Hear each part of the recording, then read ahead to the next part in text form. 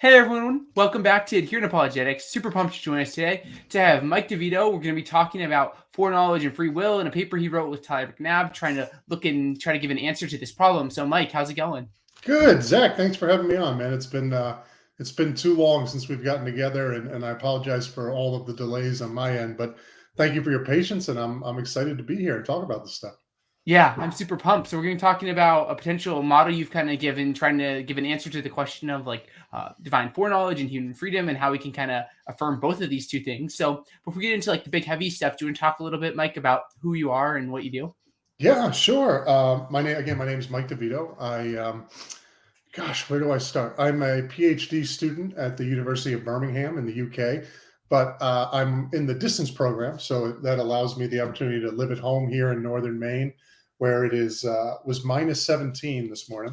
But I'm at home in northern Maine with my wife and three boys, and so being able to do the PhD at my own pace and my own sort of research schedule has been really nice, and the University of Birmingham has been great in accommodating all that. Prior to starting my PhD, I got my master's at the University of Edinburgh, and then before that, I got my a second master's, or it would have been my first master's at the Houston Baptist University. So it took 2 master's degrees to finally get a resume together. That was good enough to get me into a PhD program. And then prior to that, I spent 9 years in the NFL, playing 6 years with the New York Jets and 3 years with the Kansas City Chiefs. And during that time frame, I actually finished my bachelor's degree at the University of Maine, where I went to college. And so I retired in 2016, back up here again into northern Maine, and this is what I've been doing ever since. Just studying, trying to transition and climb that academic ladder, which is actually a lot harder than the football one. So yeah, it's pretty crazy and super cool. And I've had Mike on before to talk about his story and his time in the NFL and looking at different work he's done with climate change and whatnot. So it's kind of sad looking at the first question, knowing you played for the Chiefs and the Chiefs beat the Steelers in the playoffs, it was a sad day last Sunday night. TJ Watt got that touchdown. I was like, oh my gosh, we have a chance. And then it just all went downhill after that. But that's what's been tough. The Chiefs, since the Mahomes era, they have just been so explosive. And you've seen they've been down 21, 28 points, 30 points, and they can come back in 3 minutes with, Mahomes and Kels and all those guys. So I wish I would have had that when I was there. I missed the Mahomes era, but boy, they are on fire over there. And, the interesting thing with Pittsburgh, and the thing I think, not that we came to talk about this, but just quickly, I think the NFL needs to revisit sort of this 7th seed thing, because it seems like the 7 seeds over the past 2 years have been getting killed. It just seems like they just don't deserve to be there. And I think for Pittsburgh, it just seemed like they were outnumbered from the jump. No, you're totally right. And I mean, it was sad because I was happy we got killed, because I was like, at least we're in the playoffs and we can see Big Ben make the playoffs. And I don't know, it happened. I mean, God foreknew it, and there was free will involved. There you go. That's right. Are we sure? So let's talk about then, what is this problem of divine foreknowledge and human freedom that's brought up a lot? To frame the context here. Yeah, this problem is really. It's a fun problem to be working on, going through this PhD program, because there's a lot involved in it. I mean, there's just a number of different we'll get into this, but there's a number of different sort of philosophical subdisciplines that all meet at this, this intersection that is the foreknowledge and freedom problem. But you alluded to the idea, which is the simple way to put it is simply that if God knows, say at some time in the past, the creation of the world, that tomorrow for lunch I will have coffee or juice with my lunch instead of some other drink.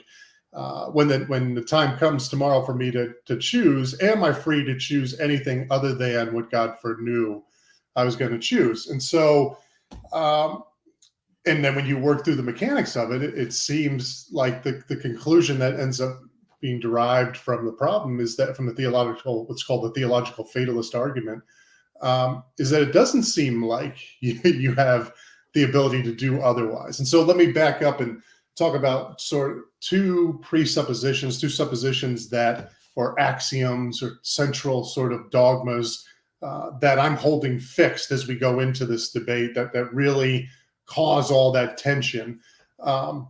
And that's divine foreknowledge and human freedom. And so we'll talk first about divine foreknowledge. Divine foreknowledge is simply the idea that, at some prior time, God foreknew what was going to happen at some time, at T2, say at T1, God knew everything that was going to happen at T2. And this is just a subset of divine omniscience, right? So if you take divine omniscience as everything, God knows everything perfectly and infallibly. And divine foreknowledge is that subset of God's knowledge that includes only propositions about the future, right? And so God has exhaustive knowledge of everything that will ever happen in the future. And God knows that infallibly, right? So God holds only true beliefs, only knowledge, and doesn't hold any false beliefs. And so that's the first supposition that we're going to hold fixed as we entered into this problem. And then the second sort of supposition, axiom, whatever you want to call it, that we're holding fixed is human freedom, but that's understood as the ability to do otherwise. And one mistake I made in this paper was defining it as, libertarian free will, even though Tyler and I were, and thanks to Tyler for catching this, we were clear that when we said libertarian freedom, we meant the ability to do otherwise. But, we went on to keep the sort of term libertarian free will. And anybody that studied the free will and determinism, causal determinism debate, fatalism, all that stuff, knows that, there's so much to that debate, right? And there's so much been written on it over the course of thousands of years. And so you have to be really careful with terminology. And libertarian free will can mean more than just the ability to do otherwise. It can mean differently than that. It could be that, you are the source of your decision, and it doesn't necessarily have to be the incompatibilist position that entails the ability to do otherwise. So I wish I could change that. But again, long story short, the idea being when we talk about human freedom, we are saying that when it comes to our choices in life, we can choose differently than we would, so I chose to drink coffee before this meeting.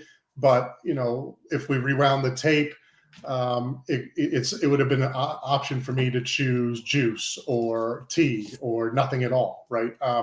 So that's what we mean by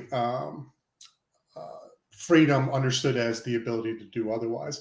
And this is important when it plays into theology, because it becomes difficult, at least a lot of philosophers think that it's difficult to make sense of heaven and hell, divine punishment, divine reward, a true sort of relationship with God that's not forced, moral responsibility, moral judgment, all that stuff, all of those different things. It becomes difficult to make sense of those if human beings, the free will that we understand, that we ascribe to humans, isn't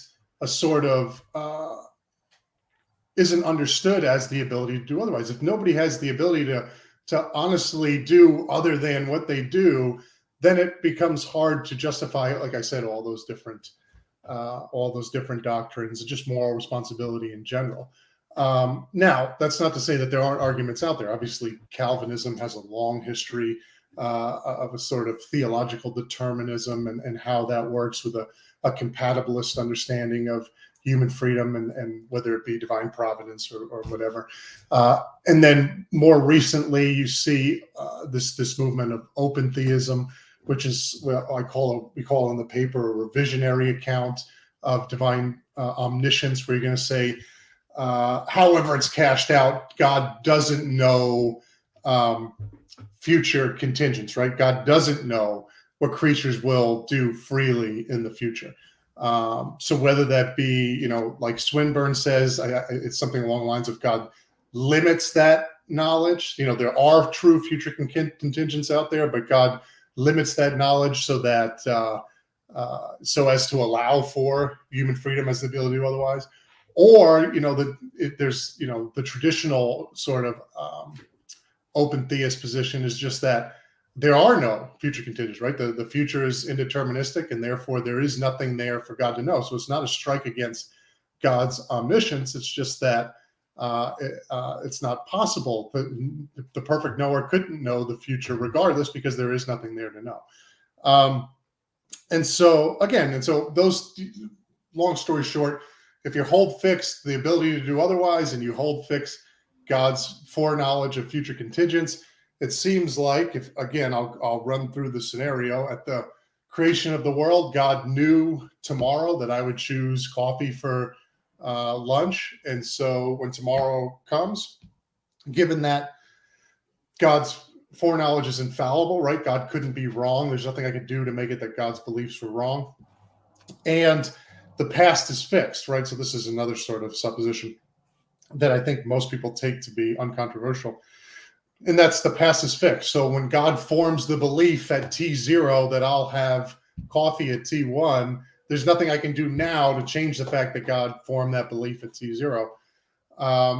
And so taking those two things into account with the axioms that we're holding fixed, it seems like we have a problem when we arrive tomorrow at, my choice between juice and nothing and coffee. It seems like it must be the case, given that God foreknew it, that I will choose coffee, so that I didn't have the ability to do otherwise. But this is one of our axioms going into the argument. We can't deny that I didn't have the ability to do otherwise. And so now we have a problem. And that's, I don't know. I was kind of all over the board. Forgive me. Is that helpful at all? Does that make sense? Yeah, no, I think it's super helpful, Mike, because you kind of laid out some of the different views with regards to does God have divine foreknowledge or does he not, which is something like an open theist would say. And then we kind of define the two important things that we're going to commit to, at least for the sake of this paper, of divine foreknowledge, where God kind of infallibly knows everything that will happen. And this would include things such as human freedom, where humans have the ability to do otherwise.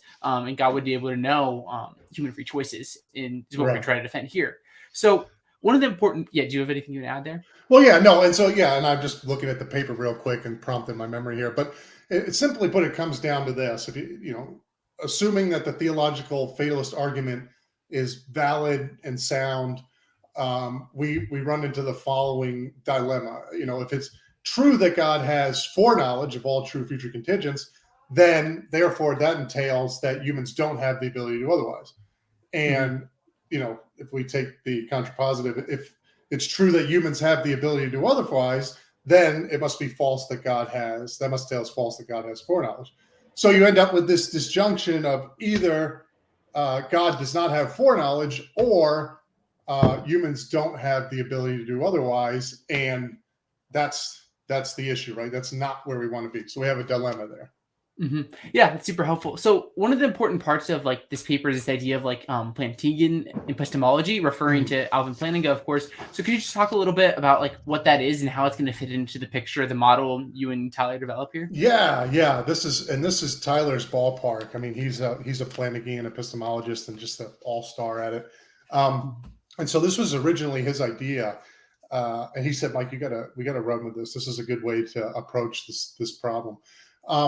Just as a sort of backdrop, we framed the paper as an apologetics, right? So we're putting this forth. This is an epistemic solution to the foreknowledge and freedom problem, whereas generally traditional solutions and non-traditional solutions try to put different metaphysical accounts forward, whether, whatever it would be, dependence relations, or you have all these different solutions on the table. You have, obviously Molinism, Ockamism, all this stuff that try to provide these different metaphysical accounts to solve this issue. We frame this as an apologetic, so it's simply to say that the theist who affirms both of the initial axioms I talked about, foreknowledge and free will, as the ability to do otherwise, can be rational in the face of this apparent contradiction that arises without having a sort of metaphysical story that resolves the solution, right? So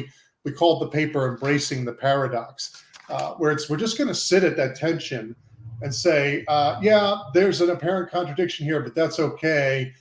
We can be rational and still in affirming these two propositions, even in spite of this sort of contradiction that seems to manifest. So that being said, that is the way we're approaching this issue. Whether that was the best way to go about it, I now have my doubts. We can talk about that when we're done. But okay, so the whole idea starts with Plantinga. It's James Anderson, the rock star philosopher theologian, who advances Plantinga's model to apply it to the Trinity incarnation. And then we take that model and apply it to the foreknowledge and freedom problem. But it starts all the way back with Plantinga and the Plantingan Epistemology. And so Plantinga's general epistemological account is called proper function. And so in order for a belief to be rational, warranted, so to be, held with a high degree of, let's say, we'll just say, rational, warranted, things like that. In order for a belief to be warranted, it needs to be the case that the agent that formed that belief has properly functioning cognitive faculties, functioning within the environment that they were designed to function, aimed at truth, and producing more true beliefs than false beliefs. Now, this is sort of the bedrock epistemology. This is going to handle your Gettier problems, and this is your underlying epistemological account. And I've had people press me sort of, well, what work is that doing in this? Because it quickly moves from Plantinga's original proper function to Plantinga's AC model, extended AC model, and then James Anderson's extension, further extension of that. And I think the idea is just to sort of lay the epistemological framework, right? So every account, you want to have a good epistemology going into it. And this handles sort of your foundation, basement level epistemological issues.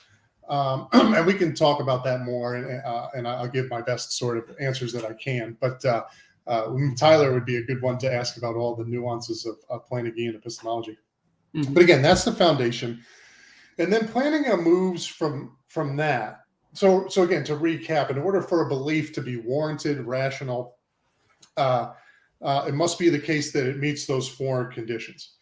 And Plantinga moves on and follows Calvin in saying that if humans were created by God, then it would make sense that we were created with this God faculty, just like our other faculties, that was able to provide us true knowledge about God, that God exists and what God is like.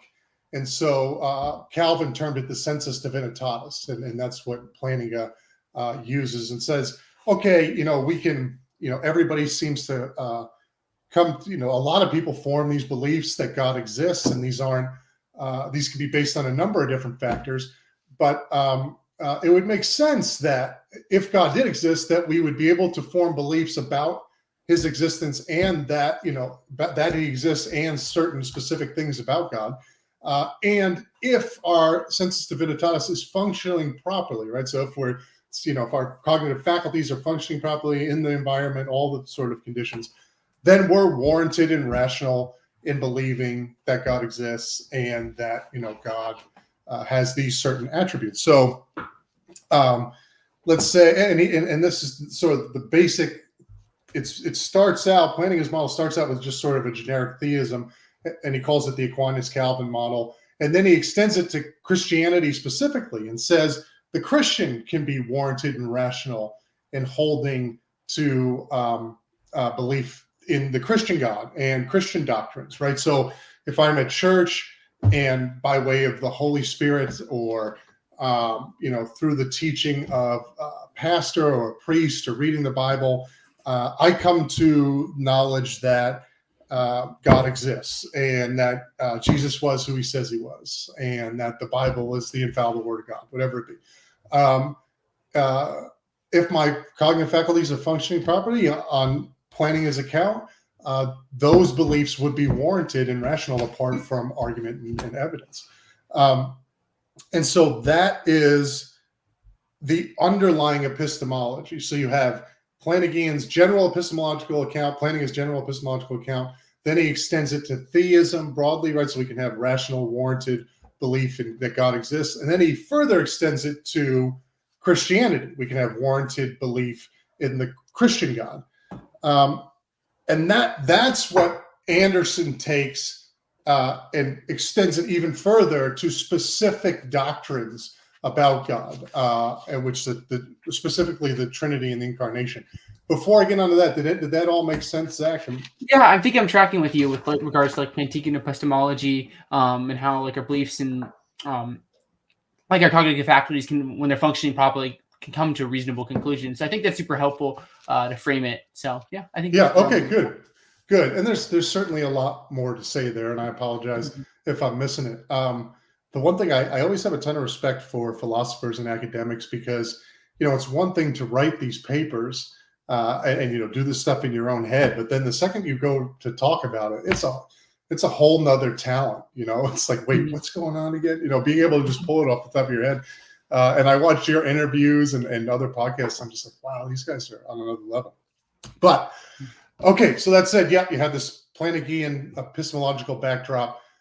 Anderson takes that and applies it to the Trinity and Incarnation, and his model is what it's what he called the RAPT model. This is the heading of his model. This is basically the extended Plantingan AC Aquinas model, or AC Calvin model.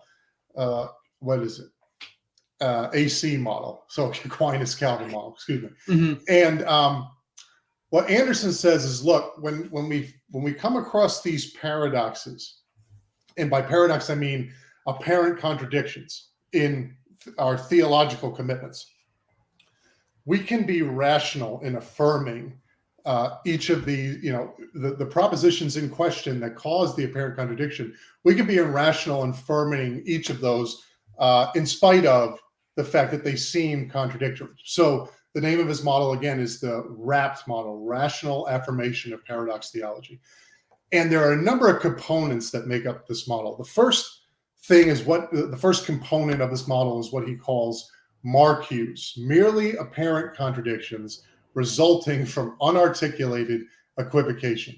So that's a mouthful. Let me give you an example of a marque. So if I were to say, this is the example we use in the paper, if I were to say the ball is monochromatically red, and it is false that the ball is monochromatically red. So A and not A. That's an actual contradiction, right? There's no way a ball can be red all the way around and not red all the way around, right? It's either red all the way around or it's not red all the way around. I mean, there's no other option there. So that's an actual contradiction. An apparent contradiction, the one we use in the paper, is this. Take these two propositions. Having a child is painful. Having a child is not painful, right? So those seem on the surface to be contradictory. But if we understand the first proposition, having a child is painful, as childbirth, and the second proposition, having a child is not painful, as just being the parent of children, right? So we're understanding the verb having differently, right? So having in the first sense is actually giving birth to a child, whereas having in the second sense is just being a parent. Now, when the full context is provided, you see, okay, those aren't contradictory, right? They seem contradictory, but there was an equivocation going on with the word having, and we meant it it was meant in two different senses. So when you know the full context of the story in which those propositions are set in, the contradiction resolves. And so Anderson says all genuinely paradoxical Christian doctrines should be understood as marques. So any doctrines that are fundamental commitments of the Christian faith, that are sort of doctrines that we can't move on, right? These closed-handed sort of internal doctrines that are core axiomatic central doctrines. When paradoxes arrive there, we should understand them as Marcuse, as apparent contradictions that are arising from an unarticulated equivocation. Now, why is that the case?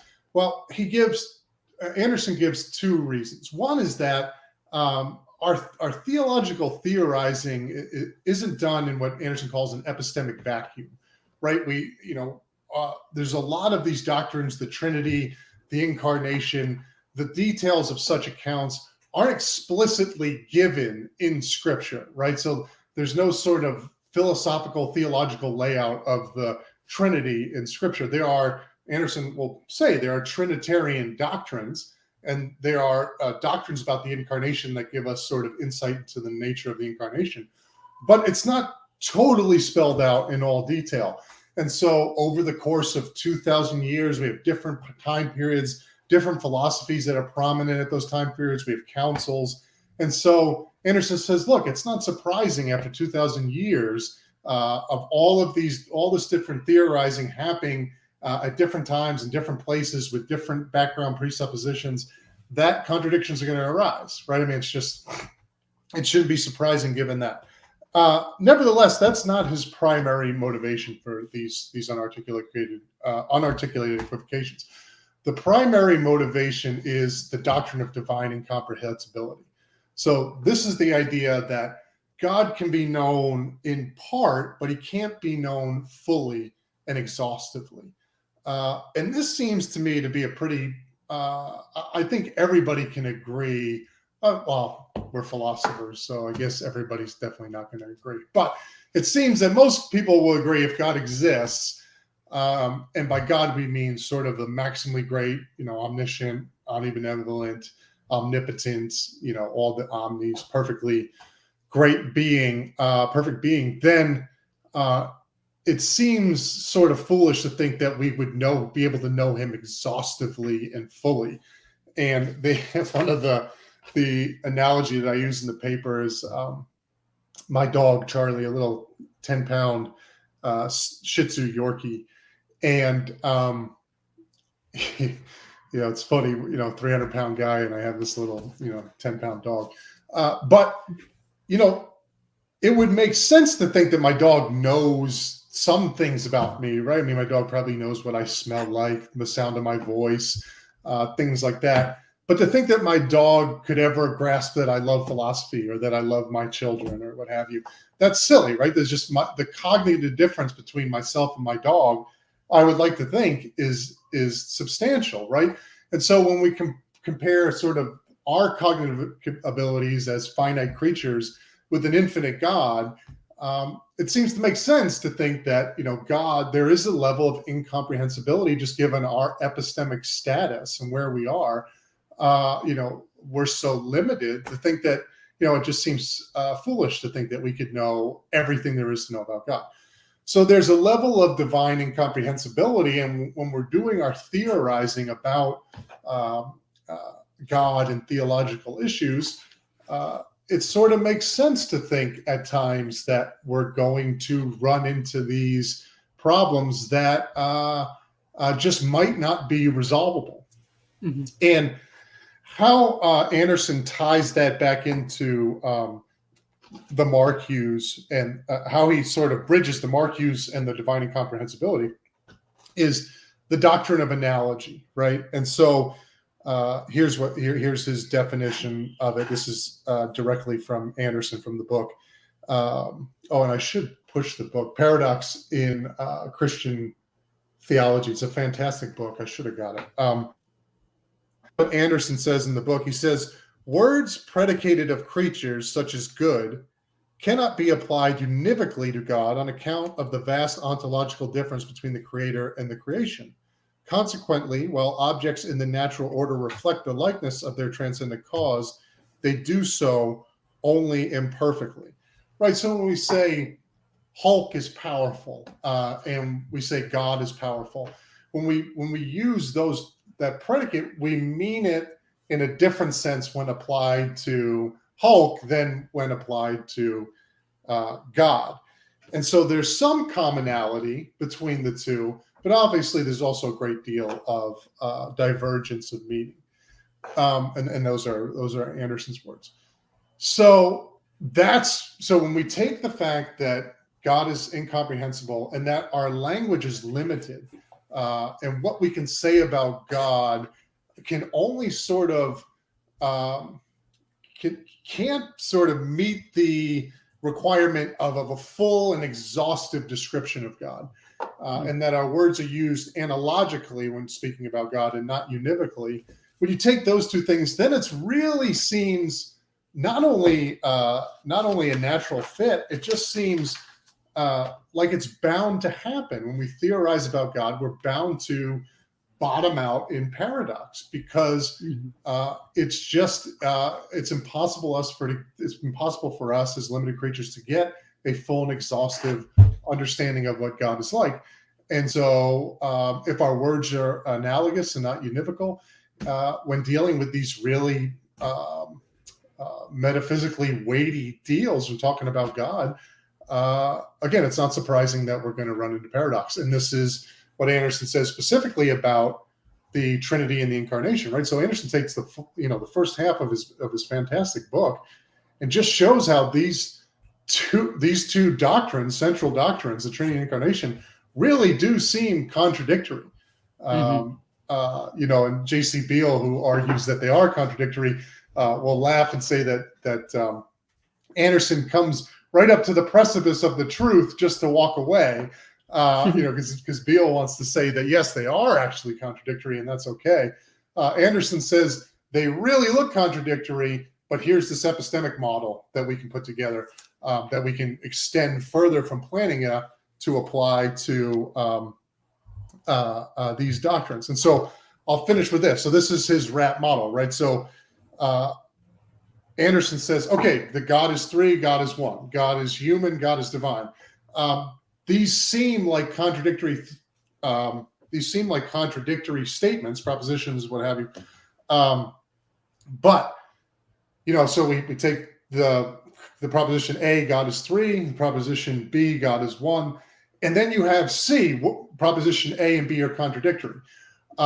C needn't rise to the level of a defeater for either A or B, because, and this is where he extends Anderson's model, or Plantingan's model, we have independent reason to believe that God is three. We have independent reason to believe God is one. These are, doctrines that have been handed down to us. We have strong epistemic status. And, if we hold to this belief and we hold to that belief and properly functioning cognitive faculties and everything, checks the boxes with our epistemic background, then we can affirm both propositions in spite of the contradiction. And we can say, listen, there's some equivocation going on here. There's some equivocation going on with the words three and one, or human and divine, and Anderson, gives different examples of where those equivocations could be. But there's something going on in the language that's giving rise to this paradox. And but nevertheless, we're rational and warranted in believing it, given how strong we hold these propositions. These are sort of axioms in the language, in the theory, and so with that said, with all the other Plantingan epistemology checking those boxes, we're rational to affirm these propositions regardless of the regardless of the apparent contradiction.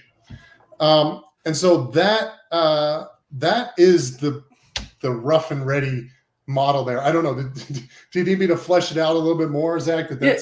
No, I think that's really helpful. I wouldn't call it the rough and ready model. I think you did a really great job of kind of walking us through, like, with regards to like Plantingan epistemology and how it's going to get to like our knowledge of God resulting in some sort of like paradox, and how this RAPT model, I just thought it out, would be useful with regards to things like looking at questions of like the Trinity and the Incarnation and things like this. I think it's a great kind of description here. So, good. Is there anything else you want to add before we talk about how this is applied to like the problem of foreknowledge and human freedom? No, I can get right into that if you'd like. Yeah, let's get into this. So again, Anderson extends the model to the Trinity Incarnation, and Tyler and I extend it further to the foreknowledge and freedom problem. So when you look at sort of the major players when it comes to problems in analytic theology. Obviously, the Trinity and Incarnation are 1 and 2, right? Or both number one. I mean, those are the problems that are really focused on, obviously, because they're so central. And then sort of tertiary is the foreknowledge and freedom problem. Now, I would say it's pretty, I think it's second place to those two issues, but it's pretty far down the ladder compared to how important those first two are. Obviously, within Christian theology, specifically when it comes to the nature of human freedom, there's been a lot of divergent thought there, right? Like I said before, Calvinism has a long and rich history, and there's some really smart philosophers. Anderson himself being holding to a Calvinist, being a Calvinist. So they're not worried at all about this, right? Because if everything is determined, this isn't a problem. It doesn't matter. This is just further evidence for their view. But for those, so that's what makes it a little bit more difficult, right? To be a Christian, I guess broadly speaking, some would probably disagree with this, but I think most would say to be a Christian, you have to believe in the Trinity and you have to believe in the Incarnation. And those are sort of the boundaries, right? And heresies mark sort of any attempt that's outside of the walls to reconcile those things, right? So if you're going to deny that Jesus Christ was God, or you're going to deny that God is three persons, or three persons, that sort of puts you outside the boundaries of Orthodox Christianity. With the foreknowledge and freedom problem, the difficulty with extending Anderson's model is we're dealing with doctrines that aren't that axiomatic, right? And that and as I go through my PhD and work on this more, there's the pressure to provide continued motivation for why it's important that we hold on to these. I went into my PhD saying, listen, I'm just holding these fixed and I'm playing the game, right? Like let's play the game. Let's see how we find some alternative ways to solve this problem. But you come to find out, people are just it's not gonna go that far for people who don't already hold those propositions. And so there's another level of this of trying to make a case for these other two axioms, what we call or I didn't call axioms in this, but the fact that God has exhaustive divine foreknowledge of all true future contingents, and that humans have free will understood as the ability to do otherwise. And so with Anderson's model only is only applicable to specific Christian doctrines. Now, divine foreknowledge fits that bill, right? I think that you have a recent, like I said at the beginning, of a recent movement that's trying to say, well, no, God doesn't have foreknowledge. The open theism is the term used, but generally, and Swinburne even says this in his book, generally Christians have thought that God knows the future, right? This seems to be a sort of central dogma. Free will is not even close to that, right? So it was one thing that was pressing in this paper was for us to rationally ground free will as the ability to do otherwise. Why think that we should hold to libertarian free will? And we give some reasons for that. A lot of it is what I said at the beginning with moral responsibility, praise and blame, heaven and hell. It's hard to make sense of those doctrines without the ability to do otherwise. Jerry Walls makes a great argument talking about compatibilism, right? So if human beings could be determined and yet still be morally responsible, then Walls asks, well, why didn't God determine us to make all good, only good and moral and right decisions? Why is there evil and suffering in the world if it's the case where humans could be determined and yet still be morally responsible? And so I thought that was an interesting point. Obviously, people are going to disagree with that. But so we tried our best to ground it. But basically what we said was, as with the sensus divinitatis, it could also be the case that we have this faculty that that just, or we have this strong belief in libertarian free will. And if it just seems to us that human beings have libertarian free will, and again, we meet planning as proper functionalist criteria, where the belief is formed by, properly functioning cognitive faculties, functioning the way they're supposed to in the right environment, aimed at truth, producing more true beliefs and false beliefs, then we can be rational in affirming free will as the ability to do otherwise. Now so that's going to appeal to those who already hold to human freedom as the ability to do otherwise. That's fine.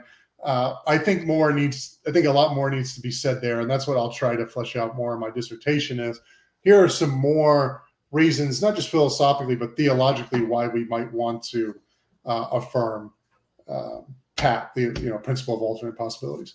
But nevertheless, that's how we ground it in the paper, right? So it just seems to us that we have the ability to do otherwise. I think most people who reflect on this would think, yeah, no, I have the ability to do differently than I did in the past.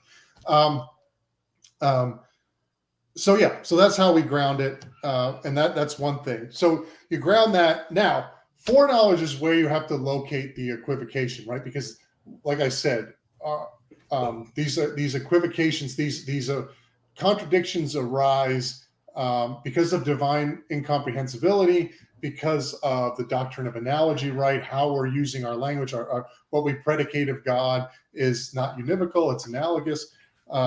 And so here's the sort of way that we flush this out. So this is from the paper. So take the following four propositions, right? So A, God possesses foreknowledge of all true future contingents, right? That's our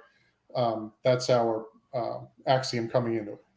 Now that was what we put foreknowledge 1, right? So we put a 1 next to it. So you have foreknowledge 1. God possesses foreknowledge 1 of all true future contingents. Here's proposition B. If God possesses foreknowledge 2 of all true future contingents, human beings lack libertarian free will. Human beings have libertarian free will. A, B, and C are incompatible. And what we went on to say is, look, God has foreknowledge of all true future contingents, but it's foreknowledge 1. Foreknowledge 2 that creates this dilemma in the creates this contradiction in the theological fatalist argument. God doesn't have that kind of foreknowledge, right? So there's an equivocation going on here with the concept of foreknowledge. And how we use it in the first sense, talking about God's knowledge of all true future contingents, is different from how we're using it in the second sense, which is foreknowledge that's incompatible with the human ability to do otherwise. And so we say, okay, there's an equivocation going on here. Something's going on with the term foreknowledge that is giving rise to this apparent contradiction, but nevertheless, we have good reason to affirm A, we have good reason to affirm B, and by A and B, I mean foreknowledge and free will. And therefore, we're rational, again, given this whole backdrop of Anderson and Plantingan, we're rational in affirming both propositions in spite of the apparent contradiction. So here's a quote from the paper just to sort of spell it out a little bit. It says, in the case of foreknowledge and free will, given that Anderson's model is only applicable to established doctrines, the marquee is located strictly within the notion of divine foreknowledge. The doctrine of divine incomprehensibility and the doctrine of analogy lead us to reasonably conclude that our understanding of divine foreknowledge is far from exhaustive. Thus, one holding belief that A and belief that B, foreknowledge and free will, can hold that our understanding of divine foreknowledge is one that includes knowledge of all true future contingents, and yet somehow does not conflict with libertarian free will when it is predicated to creatures. And so that's the key there, right? And so this idea of foreknowledge, in the context of its incompatibility with human freedom, that's not the kind of foreknowledge we're talking about. Foreknowledge is talking about knowledge of all true future contingents, but whatever's happening with this conflict, there's something going on with our concept of foreknowledge that's causing this apparent contradiction. And so, yeah, that's the rough and ready version of it. But did that make any Yeah, sense? I think I'm tracking with you, and I'll just add something because this is something similar to like my own intuitions about like foreknowledge and like human freedom. Like me, like most Christians probably want to affirm both. And I've always had this idea of like something similar, and your paper really helped me think about this, where I'm like, okay, well, as Christians, we believe in things such as like the Trinity and the Incarnation, and these seem like a lot harder to solve and like explain from like a purely like philosophical perspective of saying like how these things can happen in like a foreknowledge and freedom problem. And it's like, Right. well, if we want to affirm these, like if I want to affirm, like, if I can appeal to mystery, or not necessarily mystery, but like, it's kind of like we don't really know, but it's not necessarily a direct contradiction with regards to like the Trinity and Incarnation. I've always wondered, like, can I do the same thing with like foreknowledge and freedom? It seems like it's not as big of a problem in trying to explain this as these other two. So yeah. Well, that's exactly right. No, you're exactly right. And I say this, Tyler and I wrote this at the end of the paper, and I think this really encapsulates my thinking on it. And I talked about this at the beginning of the episode, but let me just read this out loud, because I think this is why I think an appeal to paradox is perfect in this situation, right? So let me read this. Within the canon of literature devoted to the foreknowledge and freedom problem, one will find work focusing on causality, dependence, omniscience, the nature of God, semantics, epistemology, free will and determinism, divine knowledge. You can add, there's all sorts of things going on at the intersection, the metaphysics of time, at the intersection of this problem that any comprehensive solution needs to resolve, right? So I can find a number of papers that say, hey, anybody that is trying to solve the foreknowledge and freedom problem, well, they better have an account of time that goes with it. And they better have an account of the semantics that goes with it. And they better have an account of causality that goes with it. And all the different elements that are involved. That's what makes the problem so fun and so maddening at the same time. But then I go on to say, thus, the problem is relatively unique within the broader discipline of philosophy, given the number of sub-disciplines that need to be engaged with in order to arrive at a comprehensive solution. Given that there exists vigorous debate within the walls of many of these sub-disciplines, it seems right to conclude that a problem lying at the intersection of all of them will be exponentially more difficult to solve. And so the idea is, look, we're still working out the metaphysics of time.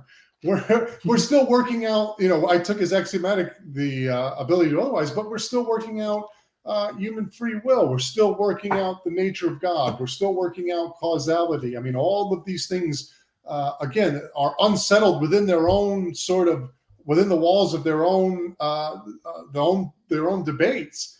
And yet the foreknowledge and freedom problem is at the intersection of all of them, right? Whereas a solution would have to give an account of every one of these things that are all unresolved in their own discipline. So it seems like the perfect place to appeal to paradox, given that there's just so much going on. And then you take into account, again, everything that Anderson has given us, divine incomprehensibility, the doctrine of analogy, all of that stuff. That provides even more motivation for thinking that this is the case. And so with that epistemic background and just the ingenious thought and work of Anderson to extend Plantingan's model out further, really provide, I think it's a powerful apologetic tool. I think it's a tool that is helpful just in philosophy in general. And so, yeah, now we say in the paper, we don't think, again, this is an appeal or a theory that ultimately ends in a defense of rationality, right? So we're defending that one is rational in affirming these things, but we don't think that we should stop here, right? And shouldn't continue to work on sort of the metaphysical and epistemological and logical and all the other issues that go on in the foreknowledge and freedom problem, and shouldn't try to find a solution to that issue that's comprehensive, that meets all those boxes, that checks all those boxes. Nevertheless, our project here was just to show that even in the face of apparent contradiction here, the theist holding to both of those two things can be rational. And so hopefully, I think there's still a lot of work to be done here. I think as I've continued to study the problem, I think one difficulty that Beall has brought up to me, been thinking a lot about is, you need, when you're putting forth a theory, whether it be in theology or math or anything else, it's always a plus, and it's always important to be able to give a sort of formal presentation of what's going on, right? So a syntax and the semantics, and have everything defined well. And the issue with an appeal to analogy is I need to think about it more, but it doesn't seem to, it's difficult to give a sort of formal presentation of analogy, because you're saying we have the same predicates here, but the entailments don't hold in different, given the context, the entailment doesn't hold. And so that raises some interesting questions and some interesting problems that one like Beall, who really thinks in order for a solution to be comprehensive, you need this sort of formal presentation. It provides some, our moves here aren't adequate enough. And so I've been thinking through that a lot. And we can talk more about that. There's a lot of other things. When I read through this essay again, it's funny. I'm glad you had me on, because I hadn't been back to look at it in about a year, because I'd moved on to other things in my PhD. But there's a lot of things that I like about it. There's also a lot of things I would have changed now if I could go back and rewrite it. But again, I think it's an important thing to think about. And I think the one thing I really like about Anderson's model, and this is what we really wanted to do, is regardless if you, and I tell my Calvinist friends this, our primary goal here was to extend Anderson's model. Like, if you don't like the foreknowledge and freedom solution, totally understand. But let's see, given how powerful this tool is, both philosophically and apologetically, let's see what other problems within philosophical theology, analytic theology, that we can use to, what other problems are natural fits for this for Anderson's model as a solution. And so that was really our primary goal here, was to see, okay, what does Anderson's model look like applied to something other than the Trinity incarnation? And that's really what we try to do, because it really is, he's done fantastic work. It's such a great book. Paradox in Christian Theology is such a great book. I recommend it for any apologist, any philosopher. And so, Tyler and I love it. Obviously, Tyler loves the Plantingan Epistemology too, so that was even more motivation for him to extend it. But I think it's worth looking into. I think regardless if you like this solution to the foreknowledge and freedom problem. Let's look at one objection, Mike, and then we'll look at you're talking about J.C. Beall, and kind of your thoughts have kind of progressed since writing this paper. And it's one objection I'd love to talk about is how would you respond to someone who doesn't like this response that employs it's something similar to skeptical theism. Skeptical theism, looking at the idea that we really can't have access to maybe God's reasons for maybe allowing evil. So obviously it's a little different, but it might be a little similar. So how would you respond to someone who doesn't like this kind of response when looking at foreknowledge and human freedom? Yeah, I understand. I totally understand. I think you're right. I think it is very similar to a skeptical theist response to the problem of evil. I mean, it's right in that family of responses. And even personally, I had written this for my PhD and worked hard on it. And when I got done, I looked back and, as I study the foreknowledge and freedom problem, this massive amount of literature devoted to this issue, you see all of these great philosophers, right? The Timpes and the Todds and the Boyds. And you've seen all of these great philosophers trying to figure out this issue. And I just sort of hey, well, guys, if you just take this road over here, you could circumvent the whole thing, and I was really I don't know. And so that is a worry. It's when is it make sense to appeal to a model like this, and when does it seem just unhelpful, right? I mean, okay, you're rational in affirming it, great, big deal, right? I think it has more purchase when it comes to the Trinity incarnation. again, I think that's the issue with the foreknowledge and freedom problem is I agree with the objector here in a sense. I think coherence, having a coherent account of theism is obviously incredibly important. And this provides a sort of piece of the puzzle and also a tool in the tool belt to help when it comes to objections and stuff. But I'm still working through, so one thing I didn't like is that we structured this as an apologetic, right? And I remember bringing this up in a PhD class, and a number of the non-theists said, well, why couldn't you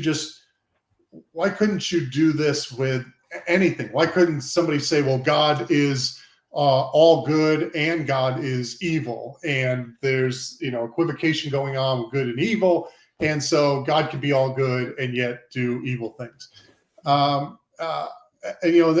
there was a type of explosiveness to it, not in the logical sense, but the same sort of outcome where it's like, why couldn't you just apply this to anything and everything and get the outcome that you want? And so I think it's better suited less as an apologetic and more as a proposal within the walls of analytic theology, where the axioms are already set, right? So God is all good. You already have a sort of backdrop of theological commitments in place that wouldn't allow for this to just be applied to anything.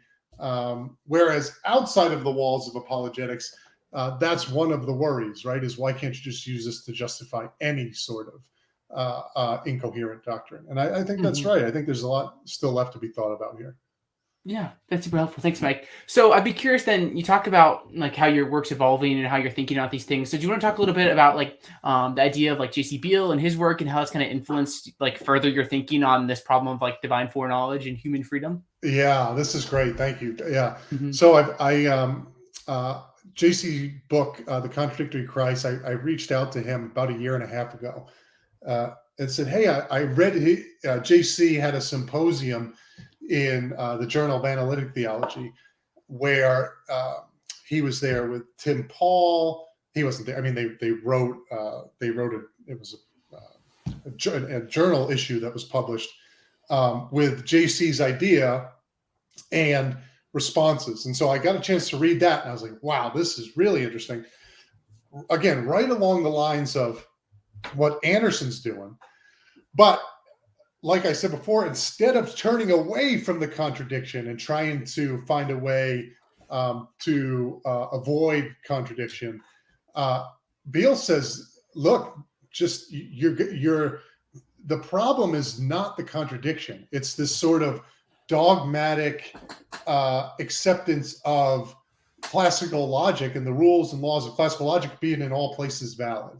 And so Beall says, no, look, with a suitable subclassical logic in place that would allow for true contradictions, we can just say, yeah, the Trinity's contradictory. The incarnation is contradictory. His first book, The Contradictory Christ, is about the incarnation. And then his book that's coming out, I believe, this year, called Divine Contradictions, is about the Trinity. And it's technical stuff. It's but the beauty about the way JC does it is, like Anderson, like when you get done reading JC's work, right? JC's one of the greatest logicians alive. I mean, he's a stud, absolute heavyweight philosopher. And you get done reading his work, and you're like, I'm thinking, damn, I was thinking logician too. Like he really makes it understandable and graspable. And so you get done reading it, and you think, wow, I know what's going on. Like I understand this. Like I must be better than I really am. And then I actually start doing logic, and I realized, oh, that's not the case. JC's just a really good writer. But again, so same idea. Anderson applies his model to the Trinity and incarnation.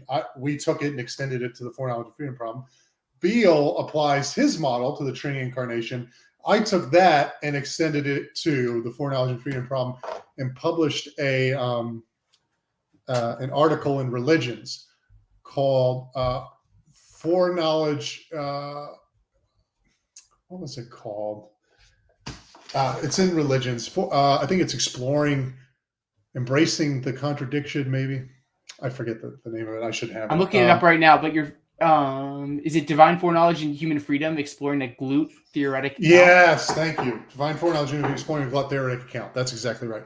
So glut is just a true contradiction. So the idea there was it was an exploration, right? I just set out to say, okay, it was less of a positive. Well, it was a positive account, like I put forth, like Tyler and I put forth, but it was more of an exploration in the sense that, okay, what does a contradiction look like? If we're going to say, yeah, this is a true contradiction, that foreknowledge and human freedom has the ability to otherwise is contradictory, and that's true. What are the implications of that? And so I went through that in that paper and explored some of that. And JC was great. I mean, he walked through that with me and took so much time helping me sort of dig that. And I worked like a year and a half on that, and JC spent so much time helping me. I was so grateful. But that's what I've been focused on since we published the foreknowledge, the paradox paper, is this idea of the two foreknowledge and freedom being a true contradiction. And the thing I like about this is an actual solution, right? Not that the other one isn't an actual solution, but this is saying, no, this is a much more positive account. We're saying, yeah, no, this is what's really happening here. These are truly contradictory. And it's always seemed like that to everybody, right? You look at Augustine back in the day, and he's talking about how I just don't see how these two things aren't contradictory.